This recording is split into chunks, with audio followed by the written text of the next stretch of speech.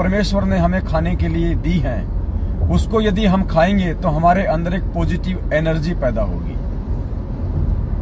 वो positive energy हमारे शरीर को भी स्वस्थ रखेगी, हमारे विचारों को भी स्वस्थ रखेगी, हमारे मन को भी स्वस्थ रखेगी, हमारी मानसिकता को भी स्वस्थ रखेगी। और परमेश्वर के द्वारा दिए गए उस अन्न, उस फल का फिर अपने व्यापार के लिए लोगों ने माजा बना दिया, लोगों ने स्लाइस बना दी। जो सेब एक बार पेड़ से टूटने के बाद यदि हम प्राकृतिक तरीके से देखें तो वो 8-10 दिन से ज्यादा सेफ नहीं रह सकता। 8-10 दिन के बाद में वो खाने के लायक नहीं रहेगा।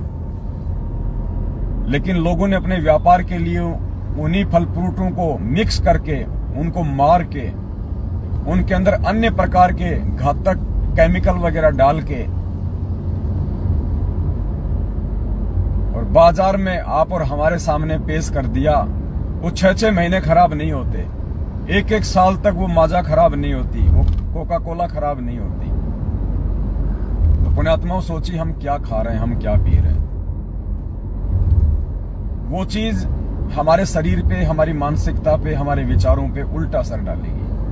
वो केमिकल जब हमारे शरीर में जाएगा, इस मानव बॉडी में जाएगा, तो पुण्यात्माओं क्या होगा फिर। इसीलिए हम लोग ये सतभक्ति लेने के बाद भी इतने जल्दी विकार मुक्त नहीं हो रहे हैं। इसका रीजन यही है, परमेश्वर ने हमारे को अनाज दिया, अनाज की चपाती बनाने के लिए दिया।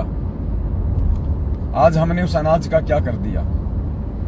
लोगों ने उसका बर्गर बना दिया, लोगों ने उसका पिज्जा बना दिया, लोगों ने उसके चाउमीन बना दी, लोगों ने उसकी समोसे बना दिए, लोगों ने उसकी कचौड़ी बना दी, यानी उसको मार दिया। उस सजीव वस्तु को लोगों ने निर्जीव बना दिया। अब वो कचौड़ी, वो समोसा, वो तला हुआ, वो फ्राई किया हुआ,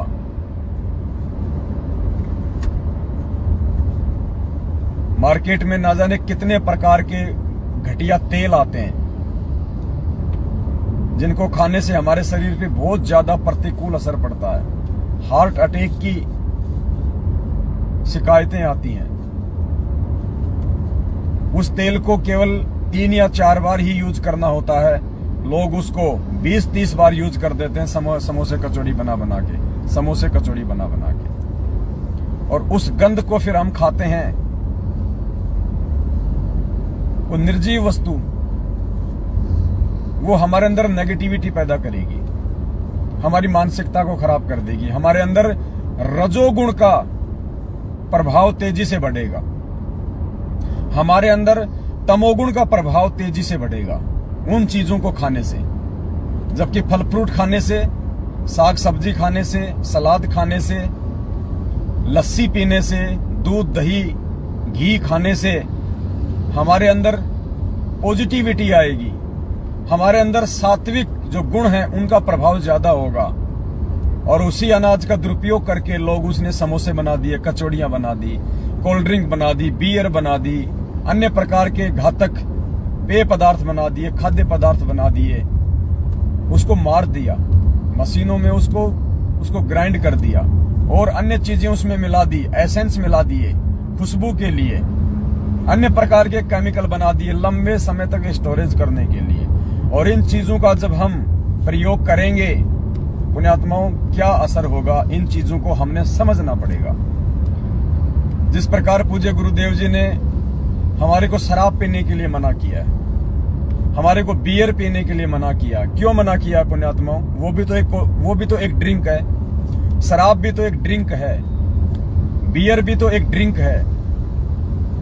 बियर भी तो अनाज से बनती है, शराब भी तो फल फ्रूट से बनती है। परमेश्वर ने हमारे को फल फ्रूट खाने से तो मना नहीं किया, शराब पीने से क्यों मना किया? बियर पीने से क्यों मना किया? जो शराब और बियर होती है वो अंगूर से भी बनती है, सेब से भी बनती है, जौ से भी बनती है, गेहूं से बनती है। वो परमात्मा ने क्यों मना किया? क्योंकि परमेश्वर ने जो फल फ्रूट, जो अन्न हमको, जो जीवित वस्तु, जो पॉजिटिविटी पैदा करने वाली वस्तुएं जो हमारे को खाने के लिए दी थी। काल प्रेरणा से इस प्राणी ने अपने व्यापार के लिए, अपने धंधे के लिए लालचवश वशीभूत होके उन चीजों को निर्जीव बना डाला। शराब बना दी, कोल्ड ड्रिंक बना दी, पिज्जा बना दिया, बर्गर बना दिया, चाउमीन बना दिया, सैकड़ों प्रकार के पेय पदार्थ और खाद्य पदार्थ बना दिए। ऐसी ऐसी सॉस बना दी। आप टमाटर को तोड़ने के बाद, टमाटर को खेत से तोड़ने के बाद, पेड़ से तोड़ने के बाद आप टमाटर को ज्यादा से ज्यादा 3 या 4 दिन के अंदर अंदर यूज कर सकते हैं। उसके बाद वो खराब हो जाएगा। लोगों ने सॉस बना दी, केचप बना दिए। 6-6 महीने वो टमाटर की चटनी खराब नहीं होती। पुण्यात्माओं, विचार करो उसमें क्या ऐसा केमिकल है जो 6 महीने तक उसको खराब नहीं होने देता। खराब नहीं होने देने का मतलब उसमें के अंदर बदबू पैदा नहीं होती। बाकी वो तो खराब है ही, वो तो शुरू से ही खराब है, लेकिन उसके अंदर बदबू नहीं आती। और 6 महीने बाद हम उस टमाटर की चटनी को खा रहे हैं। पुण्यात्माओं, हम जहर खा रहे हैं, हम पॉइजन खा रहे हैं। और जब तक हम इन चीजों को खाते रहेंगे, जो काल भगवान की प्रेरणा से हमारा मानसिक और शारीरिक संतुलन बिगाड़ने के लिए, ये किसान सॉस आज से पहले तो नहीं थी। 100 साल पहले तो टमाटो की चटनी नहीं बनती थी ऐसी। ये कोई केमिकल नहीं थे 100 साल पहले। 100 साल पहले कोल्ड ड्रिंक भी नहीं थी। 100 साल पहले ये आपकी स्लाइस, लिम्का, फेंटा, माजा, ड्यू, ये तो नहीं थी। 100 साल पहले पुण्यात्माओं कोई पिज्जा, बर्गर, चाउमीन तो नहीं बनाया करता था। 100 साल पहले ये डिब्बा बंद, ये टिन पैक फूड भी नहीं थे। 100 साल पहले ये चटपटे आइटम, ये क्या खाते हैं बच्चे, ये कुरकुरे वगैरह, ये और क्या आती है वो आलू की बनती है, चिप्स, ये पहले तो नहीं थे पुण्यात्माओं। ये मैगी वगैरह ये पहले तो नहीं थे। ये आज क्यों बनी? इतने सारे डिब्बा बंद पेय पदार्थ, खाद्य पदार्थ आज मार्केट में भरमार है, भरमार। क्यों? सिर्फ और सिर्फ काल प्रेरणा से हमारे अंदर उत्तेजना पैदा करने के लिए, हमारे अंदर विकार पैदा करने के लिए, ताकि हम परमेश्वर की भक्ति ना कर सकें, हमारे विचार शुद्ध ना हो सकें, हम अपने रजोगुण, तमोगुण और शतोगुण पे काबू ना पा सकें। ये सब काल भगवान की सूक्ष्म चाल होती है। इसीलिए परमात्मा ने सबसे पहले हमारी शराब छुड़वाई। शराब के अंदर भी तो एक नशीला पदार्थ होता है जो हमारी मांसपेशियों को, हमारी नसों को स्थिर कर देता, सुन्न कर देता है, हमारे सोचने समझने की शक्ति को बंद कर देता है। कुछ समय के लिए हम मदोश हो जाते हैं। पुण्यात्मा, कोल्ड ड्रिंक भी वही चीज है। कोल्ड ड्रिंक में भी वही आइटम है। अगर उसमें ज्यादा मात्रा में है तो ये जितनी भी प्रकार की कोल्ड ड्रिंक है इनमें थोड़ी मात्रा में है, लेकिन है सारी चीजें वही। तो इसलिए अब ये चीजें ज्ञान आधार से हमने बंद करनी पड़ेंगी। यदि वास्तव में हमने भक्ति करनी है तो, वास्तव में यदि हमने अपने विकारों पे काबू प्राप्त करना है तो ये चीजें अब हमने 2 कदम आगे बढ़ के अपने जीवन से हटानी पड़ेंगी, अपनी दैनिक क्रियाओं से हटानी पड़ेंगी। ये तली हुई नमकीन वगैरह, ये बिस्किट वगैरह, पुण्यात्माओं, ये सारी चीजें केमिकलाइज हैं। बिस्किट जो होते हैं, चाहे कोई बिस्किट हो, किसी भी प्रकार का बिस्किट हो, उसके अंदर कहीं न कहीं अंडे का यूज होता है। अंडे का उसमें यूज होता ही होता है। उसके बिना वो बिस्किट बन ही नहीं सकता। विशेषज्ञ बताते हैं इन बातों को। ब्रेड वगैरह, जिसको बासी रोटी कहते हैं, बासी रोटी, ब्रेड, ये पश्चिमी देशों का जो प्रचलन है, ब्रेड। अगर हम अपनी भाषा में उसको कहें तो उसको कहेंगे बासी रोटी। जो वो बेकार रोटी होती है जिसको कुत्ते खाते हैं, उसको कहते हैं ब्रेड। हमने अपने जीवन में उसको इस प्रकार से लागू कर लिया। ब्रेड पे लगा के चटनी, लगा के सॉस, चक्कू से डाल के उसमें 2-4 खीरे, रे साहब बन गई सैंडविच। वाह जी वाह, 2 महीने बाद में पेट का सैंडविच बन जाएगा। तो दास ये सारी बातें आपको पुण्यात्मा इसलिए कह रहा है कि परमात्मा ने सबसे पहले ये जितनी बड़ी प्रकार की जो कोल्ड ड्रिंक हैं, ये परमात्मा ने दास से ये बंद करवा दी है। दास ने अपने परमेश्वर के चरणों की सौगंध खा ली है, परमात्मा से हिम्मत मांगी है, शक्ति मांगी है, आत्मबल और विश्वास मांगा है कि परमेश्वर आपकी रजा के बिना दास इन चीजों से दूर नहीं हो सकता है, क्योंकि मैं एक जीव हूं। मेरे अंदर 5 विकार और 25 प्रकृतियां हैं। मेरे अंदर भी वो मन है, काल सबके अंदर बैठा हुआ है मन रूप में। परमात्मा आप साथ देंगे तो ये चीजें हम छोड़ पाएंगे। तो मालिक ने बहुत बड़ी मेहर की। दास को सौपन में भी ये चीजें अब याद नहीं आती हैं, और आप सभी भाई बहनों को भी हम जागरूक करने के लिए ये बातें हम बता रहे हैं। तो दास ने कोल्ड ड्रिंक वगैरह पीना बिल्कुल छोड़ दिया है, और प्रार्थना करूंगा कि साथ संगति में कोई भी भाई बहन किसी भी प्रकार का जो कोल्ड ड्रिंक है और ये रूह अफ़ज़ा वगैरह, ये सब कुछ केमिकलाइज है पुण्यात्मा। शरबत, रूह अफ़ज़ा, रोज सिरप, ये सब के सब केमिकलाइज हैं। हमने इनका भूल के भी प्रयोग नहीं करना है। मैं आपको केवल एक सलाह दे रहा हूं, मैं आपसे प्रार्थना कर रहा हूं, कोई आदेश नहीं दे रहा। मैं जबरदस्ती छोड़ने के लिए नहीं कह रहा। आप छोड़ेंगे उस समय जब या तो आप इन घातक पदार्थों के शिकार हो जाएंगे, या फिर परमात्मा आपको सद्बुद्धि देंगे, तो आप इन चीजों को छोड़ सकते हैं। मेरा केवल आपसे निवेदन है, प्रार्थना है, सलाह है। नंबर 2, दास ने मार्केट में बनी हुई समोसा, कचौड़ी, चाउमीन, बर्गर, पिज्जा, यानी कोई भी आइटम जो फास्ट फूड में आता है, चाइनीज फूड में आता है, साउथ इंडियन में आता है, जो कि फ्राई होके बनता है, समोसे, कचौरी, पकोड़े, चाउमीन, मैगी, ये जो भी आइटम है जो आप ये रेडी और ठेलों पे आप खाते हैं, आप मिलते हैं, परमात्मा ने दास के ऊपर मेहर बख्शी है। दास इन चीजों से दूर हो चुका है। परमात्मा ने इन चीजों को छुड़वाने के लिए जयपुर से हमारे किशन भगत जी हैं, उनको निमित्त बनाया। उन्होंने दास को ये संदेश दिए परमात्मा के निमित्त होके, और उधर से परमात्मा ने दास को सत प्रेरणा की, दास को सद्बुद्धि दी, और दास ने इन चीजों के ऊपर विचार करके कि वास्तव में हम क्या खा रहे हैं, हम क्या पी रहे हैं, हमारी जीवन शैली क्या होनी चाहिए थी भक्ति मार्ग में आने के बाद, और क्या हो चुकी है।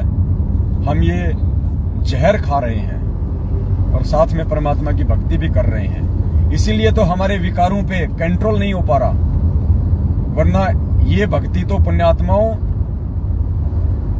ये चंद दिनों में हमें साधु बना दे, चंद दिनों में।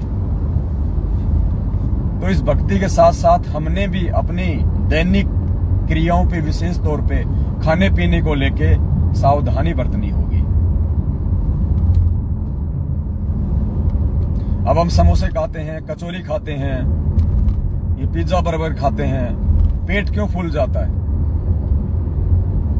आपने देखा होगा जब आदमी मरता है, जब आदमी डेड हो जाता है, तो वो उसकी बॉडी जो है फूल जाती है, उससे पहले नहीं फूलती। आदमी जब मरता है तो बाद में उसकी बॉडी फूल जाती है ऑटोमेटिक। क्यों फूल जाती है?